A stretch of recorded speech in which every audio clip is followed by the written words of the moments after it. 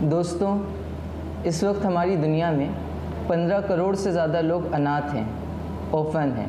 इनमें से बहुत से लोगों को सहारा मिल पाता है, लोग उनको अडॉप्ट कर लेते हैं, और बहुत से लोगों को ये सहारा नहीं मिल पाता।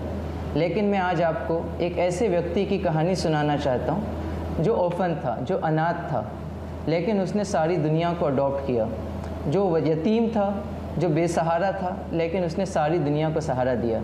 ये वो व्यक्ति था जिसने सत्य के मार्ग को अपनाया, सच्चाई के मार्ग को अपनाया, और अपने अंदर की सच्चाई के ज़रिए से उसने पूरे समाज में उजाला किया, रोशनी किया। ये व्यक्ति उस समाज में पैदा हुआ था जहाँ रेसिज्म बहुत ज़्यादा था। लोग एक दूसरे से नफ़रत किया करते थे, एक दूसरे को छोटा और बड़ा समझा करते थे। उस समाज में उसने लोगों को बताया कि तुम में से कोई शख्स छोटा और बड़ा नहीं है, कोई काला किसी गोरे से छोटा नहीं है और कोई गोरा किसी काले से बड़ा नहीं है, बल्कि सारे के सारे लोग एक आदम और हव्वा की संतान हैं, एक माता और पिता की संतान हैं। ये वो समाज था जहाँ लोग धर्म के नाम पर, विचारधारा के नाम पर एक दूसरे से नफ़रत किया करते थे, एक दूसरे से लड़ा करते थे, अंधकार में ज़िंदगी गुजारा करते थे। उसने लोगों को ये बात बताई कि जैसे तुम्हारे माता पिता एक हैं, वैसे ही तुम्हारा पालन करता, तुम्हारा रचयिता, तुम्हारा निर्माता, तुम्हारा ईश्वर, तुम्हारा अल्लाह भी एक है, कि तुम सबको एक ईश्वर ने बनाया है और तुम सबके माता पिता भी एक हैं। तो ईश्वर के नाम पर लड़ना, धर्म के नाम पर एक दूसरे के खिलाफ हिंसा करना, ये भी गलत है। और रेसिज्म का शिकार होना, अपने आप को सुपीरियर समझना, अपनी रेस को सुपीरियर समझना, अपने ट्राइब को सुपीरियर समझना और दूसरों के साथ ख़राब व्यवहार करना, ये भी गलत है। और इस गलती से उसने लोगों को निकालने की कोशिश की। ये व्यक्ति उस समाज में आया जहाँ अत्याचार बहुत ज़्यादा था, जुल्म बहुत ज़्यादा था। जिसके पास आर्थिक ताकत होती थी वो गरीबों पर अन्याय करता था, जिसके पास सामाजिक या राजनीतिक ताकत होती थी वो वंचित और पिछड़े समाज के लोगों पर अन्याय करता था। लेकिन इस व्यक्ति ने उस अन्याय से भरे समाज के अंदर न्याय की आवाज़ को बुलंद किया।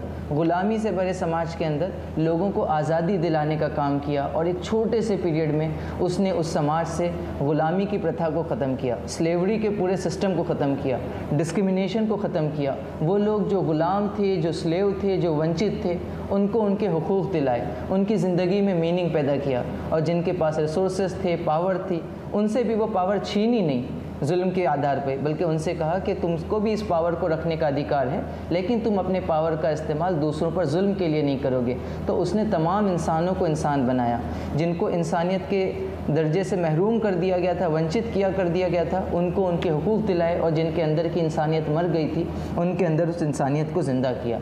ये वो व्यक्ति था, वो उस समाज में पैदा हुआ जहाँ औरतों को, ख़वातीन को किसी किस्म के हुकूक़ नहीं थे। अगर कोई लड़की पैदा होती तो उसको ज़िंदा मार दिया जाता, और आज भी हमारे समाज में ये चीज़ होती रहती है। लेकिन आज से सैकड़ों साल पहले उस व्यक्ति ने औरतों को उनके हुकूक़ दिलाए, उनके एमेंसिपेशन का काम किया, उनके एम्पावरमेंट का काम किया है। चाहे वो सोशल लेवल पर हो, चाहे वो पॉलिटिकल लेवल पर हो, चाहे वो इकोनॉमिक लेवल पर हो, चाहे वो एजुकेशनल लेवल पर हो, हर सतह पर उसने तमाम इंसानों को और औरतों को भी जो है वो उठाने की कोशिश की।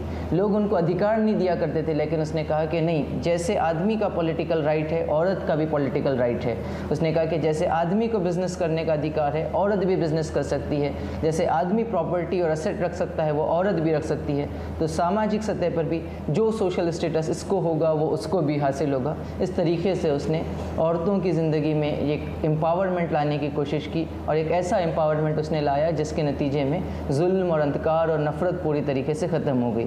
वो एक ऐसे समाज में आया जहाँ सोशल इविल्स बहुत ज़्यादा थे। लोग शराब पिया करते थे, शराब ही में उनकी पूरी ज़िंदगी गुजरती थी, और उस नशे की हालत में वो हर किस्म का बुरा काम करते थे। तो उसने उस नशे की आदी सोसाइटी को, उस एडिक्टेड सोसाइटी को डी एडिक्ट किया, अपनी प्यार से, अपने मोहब्बत से, अपनी विचारधारा से, अपने कंसिस्टेंट स्ट्रगल के ज़रिए से। और उसने सोशल इविल्स का ख़ात्मा किया। सेक्सुअल एक्सप्लॉयटेशंस हुआ करते थे, रेप के केसेस हुआ करते थे, लोग शराब पीकर दुनिया भर के गलत काम किया करते थे। उसने उस समाज को उससे पाक किया। छोटी छोटी बात पर लोग अपने पड़ोसी से, अपने रिश्तेदारों से, अपने ख़ानदान के लोगों से और दूसरों से तो झगड़ा किया करते थे, जंगे किया करते थे। झगड़ा भी ऐसा नहीं कि छोटा मोटा झगड़ा, बल्कि वॉर्स किया करते थे। ऐसे समाज में उसने लोगों को बताया कि मोहब्बत से मिलकर कैसे रहना है। उसने ये कहा कि तुम में से कोई आदमी अच्छा ईमान वाला नहीं हो सकता, उसका जो वो मुझ पर सही फेथ नहीं हो सकता, अगर वो खुद पेट भर के खाना खा रहा है और उसका पड़ोसी भूखा सो रहा है, तो उसने ये बात सिखाई कि अगर तुम पेट भर के खाना खा रहे हो तो तुम्हारे पड़ोसी का भी पेट भरना चाहिए। अगर तुम ये काम नहीं करोगे तो तुम अच्छे ईमान वाले नहीं हो सकते, तुम अच्छे इंसान नहीं हो सकते। तो आप ये देखेंगे कि उस व्यक्ति ने हर सतह पर एक रेवोल्यूशन बर्पा किया, एक इनकलाब लेकर आया, एक परिवर्तन लेकर आया। समाज में जस्टिस की आवाज़ बनकर वो उभरा, न्याय की आवाज़ बनकर जो उभरा। किसी के साथ भी अन्याय होता, किसी के साथ भी जुल्म होता, किसी के साथ भी अत्याचार होता, तो वो वक्त आदमी उसका सहारा बनता। उसने कभी अपने उद्देश्य को हासिल करने के लिए, अपने मकसद को हासिल करने के लिए जुल्म नहीं किया, झूठ का सहारा नहीं लिया, बगैर किसी रीज़न के जो वो हिंसा की तरफ वो नहीं गया, बल्कि उसने जो वो सत्य के मार्ग के साथ, अहिंसा के मार्ग के साथ, मोहब्बत के मार्ग के साथ जो वो लोगों के दिल की दुनिया को भी चेंज किया, बाहर की दुनिया को भी चेंज किया। और वो व्यक्ति ये सब कुछ इसलिए कर सका क्योंकि उसके पास ईश्वर का मार्गदर्शन था, अल्लाह की रहनुमाई थी। हमारे ईश्वर ने, हमारे रचयिता ने इस दुनिया को बहुत अच्छा बनाया है, और जितना अच्छा उसने बनाया है उतना ही अच्छा इंसान भी बनाया है। और इंसानों को यहाँ ऐसे ही नहीं छोड़ दिया कि तुम जानवरों की तरह हो, जो चाहो करो, बल्कि उनको मार्गदर्शन दिया है। वो मार्गदर्शन ईश्वर के बहुत से प्रेषित लेकर आते रहे, और उन्हीं में से अंतिम प्रेषित मोहम्मद सल्लल्लाहु अलैहि वसल्लम हैं, जिनके बारे में ये सारी बातें मैं आपसे कह रहा था। उन्होंने ये सब तो काम किया ही, लेकिन सबसे बड़ा जो काम किया वो ये है कि ईश्वर के बंदों को ईश्वर से मिलाया, इंसानों की ज़िंदगी में एक मीनिंग पैदा किया, एक अर्थ उनकी ज़िंदगी को दिया। उनको समझाया कि तुम कहाँ से आए हो, क्यों आए हो, किसने तुमको बनाया है, जिसने भी तुमको बनाया है वो तुमसे क्या चाहता है, ज़िंदगी का सही रास्ता क्या है और गलत रास्ता क्या है, क्या करोगे तो ज़िंदगी अच्छी बनेगी और क्या करोगे तो ज़िंदगी बुरी होगी।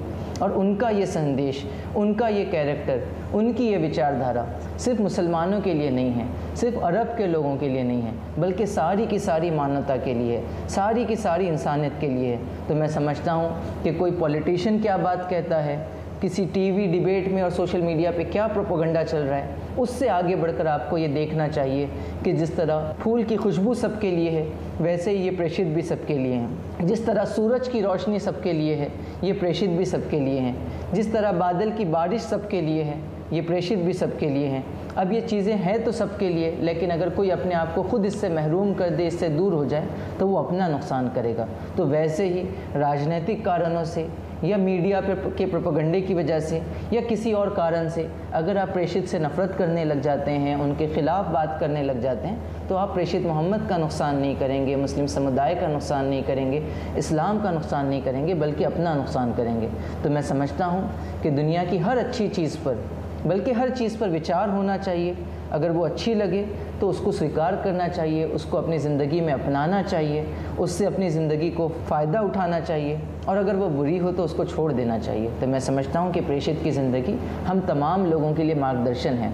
आज जब हम आज़ादी के 75 साल बाद आज़ादी का अमृत महोत्सव मना रहे हैं, तो ये बहुत महत्वपूर्ण है कि इस आज़ादी ने बहुत कुछ हमको दिया। एक महान देश में हम जी रहे हैं, लेकिन ये प्रश्न है कि क्या इसको और महान बनाया जा सकता है, क्या इस आज़ादी को और मीनिंगफुल आज़ादी बनाया जा सकता है, कैसे हम कास्टिज़म को ख़त्म करके लोगों को सच्ची आज़ादी दिला सकते हैं, कैसे हम सांप्रदायिकता को ख़त्म करके नफ़रत से आज़ाद हो सकते हैं, कैसे हम जो है वो इकोनॉमिक एक्सप्लॉयटेशन से को ख़त्म करके जो आर्थिक तौर पर और ज़्यादा आज़ाद हो सकते हैं और ज़्यादा अच्छी सोसाइटी बना सकते हैं, कैसे हम रेसिज़म को ख़त्म करके, कैसे हम औरतों पे अत्याचार को ख़त्म करके जो समाज के वंचित लोग हैं, जो पिछड़े लोग हैं, जो गरीब और कमज़ोर लोग हैं, उनको भी जो सही मायनों में आज़ादी का मज़ा दे सकते हैं। मैं समझता हूँ कि ये सारी चीज़ें आज से 1400 साल पहले प्रेषित मोहम्मद सल्लल्लाहु अलैहि वसल्लम ने की, और ये चीज़ उन्होंने अपनी विचारधारा से की, जिसका जो मूल था वो ये था कि सबका बनाने वाला ईश्वर अल्लाह एक है, सबके माता पिता भी एक हैं, और सबको उस ईश्वर के, उस अल्लाह के बताए हुए मार्गदर्शन के मुताबिक अपनी ज़िंदगी को ऐसे बसर करना चाहिए कि वो दूसरों से नफ़रत नहीं करें, दूसरों पर अत्याचार नहीं करें, खुद अपनी आज़ादी का इस्तेमाल करें, लेकिन दूसरों की आज़ादी पे क़दग़न नहीं लगाएं, उस पर रिस्ट्रिक्शन नहीं लगाएं, खुद भी अच्छे से जिएं, दूसरों को भी अच्छे से जीने दें, खुद अपनी विचारधारा पर को फॉलो करें, दूसरों को उनकी विचारधारा को फॉलो करने लगें। और इस तरीके से उन्होंने जो है वो इंसान की ज़िंदगी में एक अच्छा परिवर्तन लाया। मैं समझता हूँ कि उस परिवर्तन की, उस विचारधारा की ज़रूरत हमारे समाज को भी है, हमारे देश को भी है, और उससे आगे बढ़कर हमको भी है। तो हम सब इस पर विचार करें। मैं समझता हूँ कि अगर हम इस पर विचार करते हैं और उसके नतीजे में जो चीज़ हमको सही समझ में आती है उसको हम एक्सेप्ट करते हैं, उसके ऊपर अमल करने की कोशिश करते हैं, उसको अपनी ज़िंदगी में लाने की कोशिश करते हैं, नफ़रत को ख़त्म करने की कोशिश करते हैं, तो हमारा देश इस दुनिया ही में स्वर्ग बनेगा और फिर हम सही मायनों में एक बार और ज़्यादा अच्छे से जो है वो आज़ादी के अमृत महोत्सव के मीनिंग को, उसके अर्थ को समझ सकेंगे, उसको अपनी ज़िंदगी में, अपने जीवन में एक्सपीरियंस कर सकेंगे। धन्यवाद।